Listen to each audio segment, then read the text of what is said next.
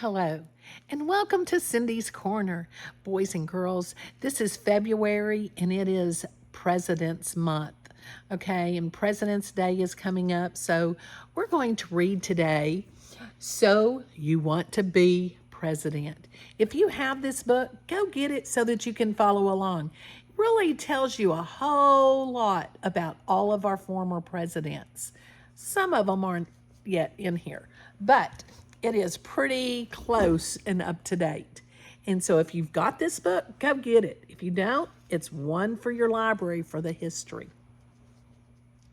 So you want to be president. Whoops.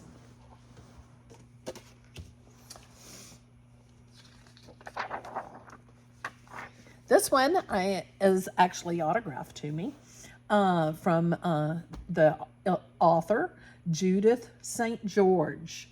This is our title page, So You Want to Be President. Illustrated by David Small. Now, my AR testers, this is a level 4-8. 4-8. Now, if you hadn't hit that thumbs up button, go ahead and hit it. And hit that subscribe button. Because I know there's a bunch of y'all out there that watch Storytime, but you don't subscribe. And this way, if you subscribe, it's free now. And you'll be subscribed and you won't miss a story time with Cindy. And then you can share it with your friends. All right, here we are. There are good things about being president, and there are bad things about being president. One of the good things is that the president lives in a big white house called the White House.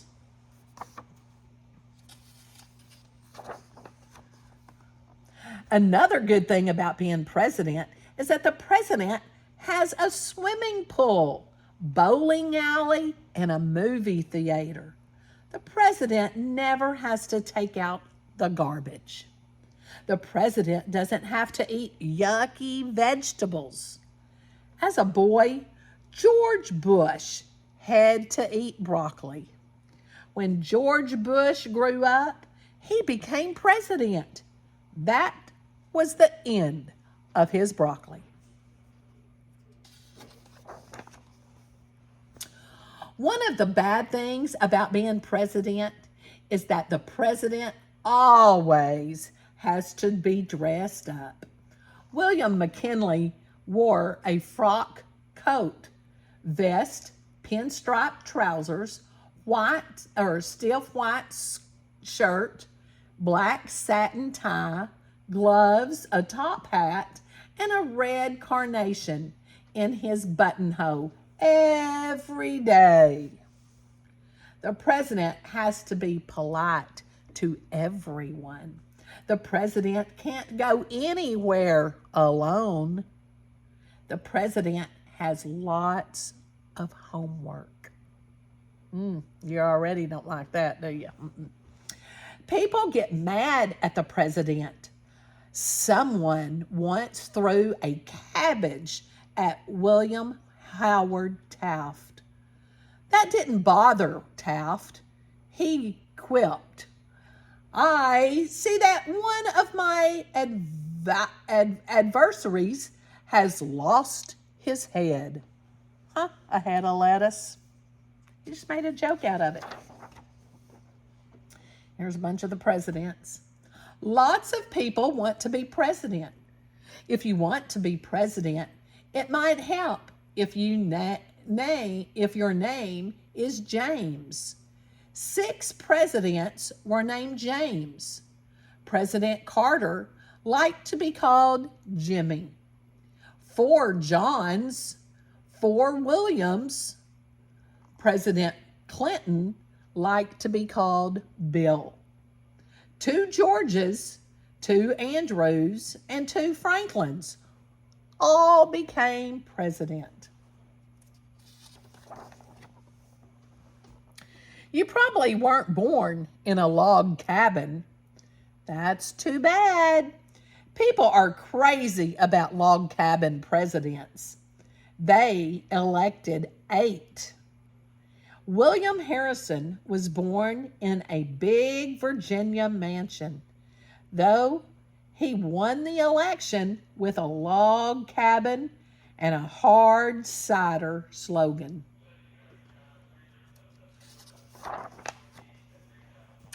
If you want to be president, your size doesn't matter. Presidents have come in all shapes and sizes. Abraham Lincoln was the tallest, 6 feet 4 inches. His stovepipe hat made him look even taller. James Madison was the smallest, 5 feet 4 inches, and only 100 pounds. William Howard Taft was the biggest, more than 300 pounds. He was so big that he had a special tub built for his White House bathroom. 4 men could fit in that tub. Maybe Taft's problem was that presidents can order any food they want. Andrew Johnson once served his guest turtle soup, oysters, fish, beef, turkey, mutton chops. You know what mutton is? It's a lamb chops. Chicken, mushrooms, string beans, partridges, duck, pudding, jellies, and lots of wine, all at one dinner. Though the Constitution says you'll have to wait until you're 35 years old and in between have become president, and 35 young, old, and in between have become president. Theodore Teddy Roosevelt, at 42, was the youngest president. He had pillow fights with his children and played football on the White House lawn. You must always remember that the president is about six. A friend said Ronald Reagan was the oldest. When he ran for president, he was 69. He joked that it was the 13th anniversary of his 39th birthday. Some presidents joked and some didn't. Presidents' personalities have all been different. William McKinley was so nice that he tried to stop a mob from attacking the man who had just shot him. Benjamin Harrison was so cold that one senator said talking to Harrison was like talking to a hitching post. Calvin Coolidge was so shy and quiet that a dinner guest once made a bet that she could get him to say more than 2 words. "You lose," he told her. Andrew Jackson certainly wasn't shy. When he ran for president, his opponents printed a list of his duels, fights, shootings, and brawls. 14 in all. A duel, that means, kind of like a fight. Maybe a gunslinger. A brawl is like BRAWL, is like a fight. It's what they used to call them back in the older days. Don't worry about your looks. Abraham Lincoln was a homely man, but he was one of the best presidents. He reunited the country by winning the Civil War. Someone once called Lincoln two-faced. If I am two-faced, would I wear the hat that I have now? Lincoln asked. Warren Harding was a handsome man, but he was one of our worst presidents. He gave government jobs to his crooked friends. I am not fit for this office and never should have been here, he admitted. Do you have pesky brothers and sisters? Every one of our presidents did. Benjamin Harrison takes the prize. He had 11. It's lucky he grew up on a 600-acre farm. James Polk and James Buchanan both had 9. George Washington, Thomas Jefferson, James Madison, and John Kennedy each had 8. 2 presidents were orphans, Andrew Jackson and Herbert Hoover. That means they lived in an orphanage. They didn't stay with their mom and daddy. A president in your family tree is a plus. John Quincy Adams was John Adams' son. Theodore Roosevelt was Franklin Roosevelt, were 5th cousins. Benjamin Harrison was William Harrison's grandson. James Madison and Zachary Taylor were 2nd cousins. Some presidents threw money around and some were penny pinchers. They saved it. James Monroe ordered French silverware, china, candlesticks, chandeliers, clocks, mirrors, vases, rugs, draperies, and furniture for the White House. 93 crates in all. William Harrison was thrifty. He walked to the market every morning with a basket over his arm. Do you have a pet? All kinds of pets have lived in the White House, mostly dogs. Herbert Hoover had 3 dogs, Piney, Snowflake, and Tut. Tut must have been a Democrat. He and his Republican master never got along. Franklin Roosevelt's dog, Fala, was almost as famous as his owner. George Bush's dog wrote Millie's book, Adventures of the White House Dog, as reported to Mrs. Bush. Ulysses Grant had horses.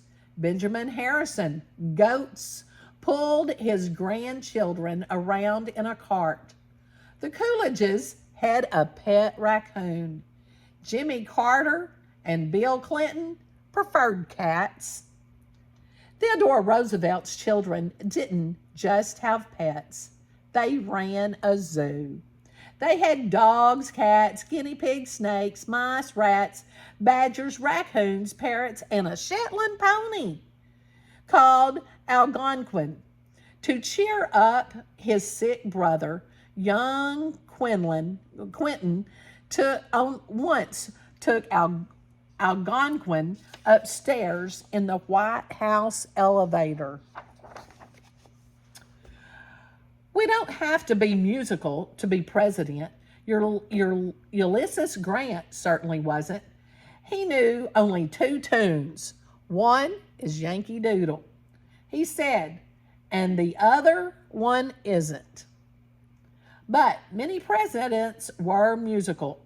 Thomas Jefferson, John Tyler, and Woodrow Wilson played the violin. John Quincy Adams, the flute. Chester Arthur, the banjo. Harry Truman and Richard Nixon, the piano. Bill Clinton, the saxophone. And Warren Harding, most any brass instrument, including the saxophone. Some presidents knew how to dance and some didn't. Our first president did a mean menu at his inaugural ball. George Washington danced with every lady but his wife. Mrs. W. had stayed home. James Madison's opinion of his inaugural ball: I would much rather be in bed. Abraham Lincoln wasn't much of a dancer. Miss Todd, I should like to dance with you the worst way, he told his future wife. Mrs. Todd later said to a friend, he certainly did. Woodrow Wilson liked to do the jig step while singing silly ditties. Not all presidents danced, but most had a sport. John Quincy Adams was a first-rate swimmer. Once when he was skinny dipping in the Potomac River, a reporter snatched his clothes and sat on them until he gave her an interview. Ulysses Grant raced his rig through the streets of Washington and was arrested for speeding. Rutherford Hayes played croquet on the White House lawn. Ronald Reagan split wood. William McKinley's idea of exercise was to sit under a tree with a good book. Golf has been big with presidents. Dwight Eisenhower and John Kennedy were especially good. But when Gerald Ford, George Bush, and Bill Clinton teamed up for a golf game, 3 of their shots clobbered spectators. Though most presidents went to college, 9 didn't. George Washington, Andrew Jackson, Martin Van Buren, Zachary Taylor, Millard Fillmore, Abraham Lincoln, Andrew Johnson, Grover Cleveland, and Harry Truman. Andrew Johnson couldn't read until he was 14. He didn't learn to write until he was married. Thomas Jefferson was top-notch in the brains department. He was an expert on agricultural, law, politics, music, geography, surveying, philosophy, and botany. In his spare time, he designed his own house, a mansion, founded the University of Virginia, and whipped up the Declaration of Independence. If you want to be president, you might consider joining the Army. George Washington, Andrew Jackson, William Harrison, Zachary Taylor, Ulysses Grant, Rutherford Hayes, James Garfield, Chester Arthur, Benjamin Harrison, and Dwight Eisenhower were all generals. If you can't be a general, be a hero like Theodore Roosevelt or John Kennedy. Roosevelt's Rough Riders charged up Kettle Hill to help win the Spanish-American War. Kennedy led his crew to safety in the World War II when the Japanese sank his PT boat. Don't be a Franklin Pierce. In his very first battle, Franklin Pierce's horse bucked. He was thrown against his saddle and fainted. His horse fell, broke its leg, and Pierce hurt his knee. He got elected anyway.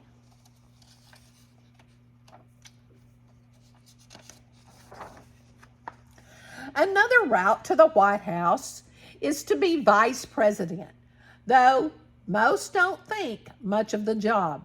Truman's vice president, Alban Barkley, told about a man who had 2 sons. One son went to sea, the other was elected vice president. Neither was ever heard from again. Who ever heard of Alban Barkley? Other vice presidents have been heard from. John Adams, Thomas Jefferson, Martin Van Buren, Richard Nixon, and George Bush were all elected president. Gerald Ford became president when Richard Nixon resigned. John Tyler, Millard Fillmore,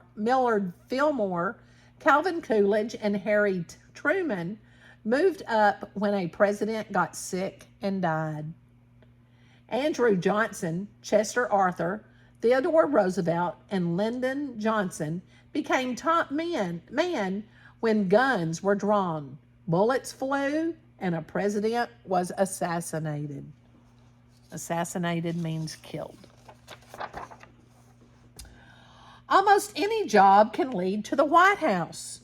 Presidents have been lawyers, teachers, farmers, sailors, engineers, surveyors, mayors, governors, congressmen, senators, and ambassadors. Harry Truman owned a men's shop. Andrew Johnson was a tailor. That means he sewed and fixed clothes. Ronald Reagan was a movie actor. One thing is certain. If you want to be president and stay president, be honest. Harry Truman paid for his own postage stamps. Grover Cleveland was famous for his motto, tell the truth. Other presidents weren't so honest. Democrat Bill Clinton was impeached for lying under oath. Republican Richard Nixon's staff broke into Democratic headquarters to steal campaign secrets. He covered up the crime and then lied about it. That was the end of Richard Nixon as president.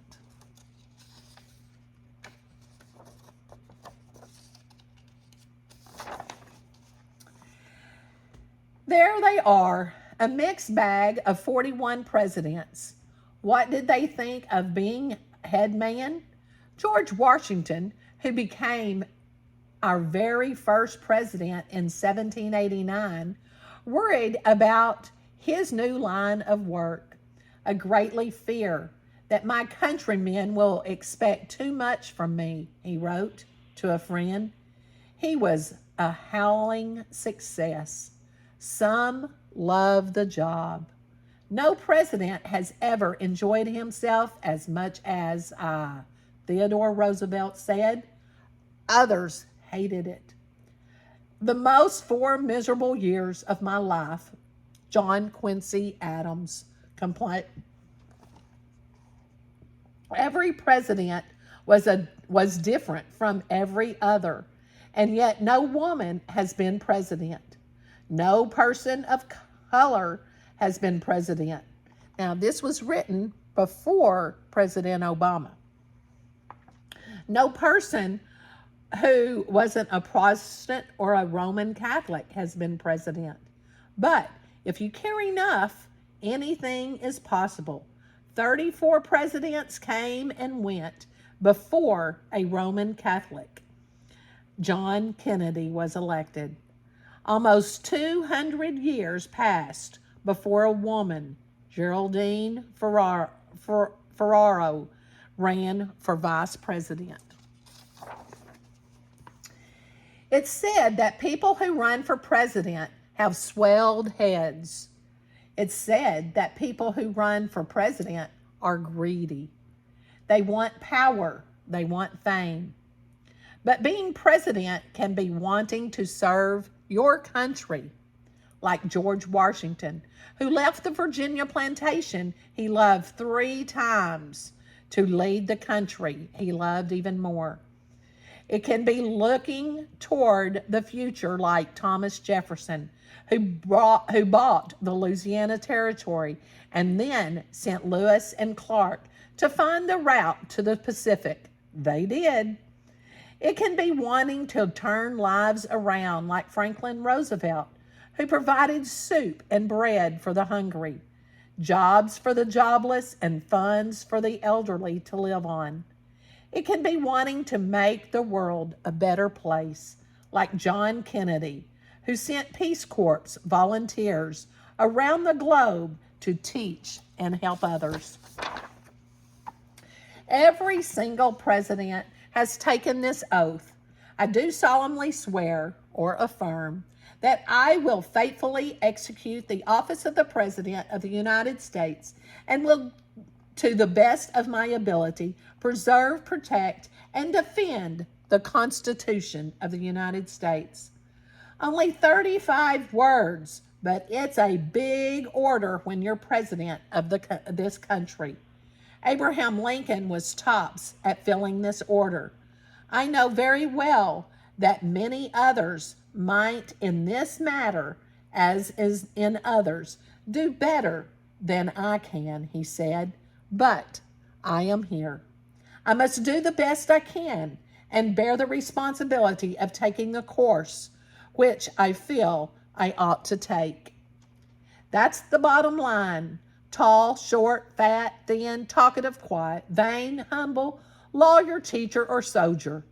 This is what most of our presidents have tried to do, each in his own way. Some succeeded, some failed. If you want to be president, a good president, pattern yourself after the best. Our best have asked more of themselves than they thought they could give. They have had the courage, spirit, and will do what they knew was right.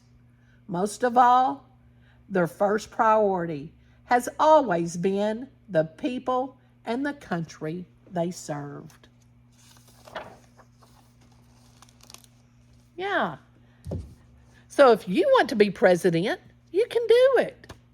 You've got to be honest, set your mind to it, do what you know is right, and start working hard toward it.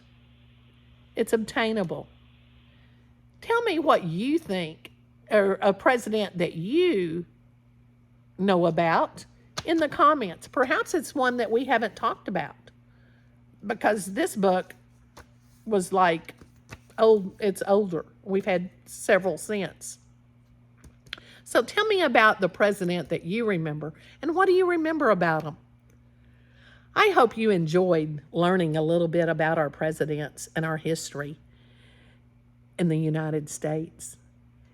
Make sure you give us a thumbs up and hit that subscribe button. I need my subscribers out there so I can have story time. And share me with your friends. Have a great day, and remember, give somebody a hug and tell them you love them.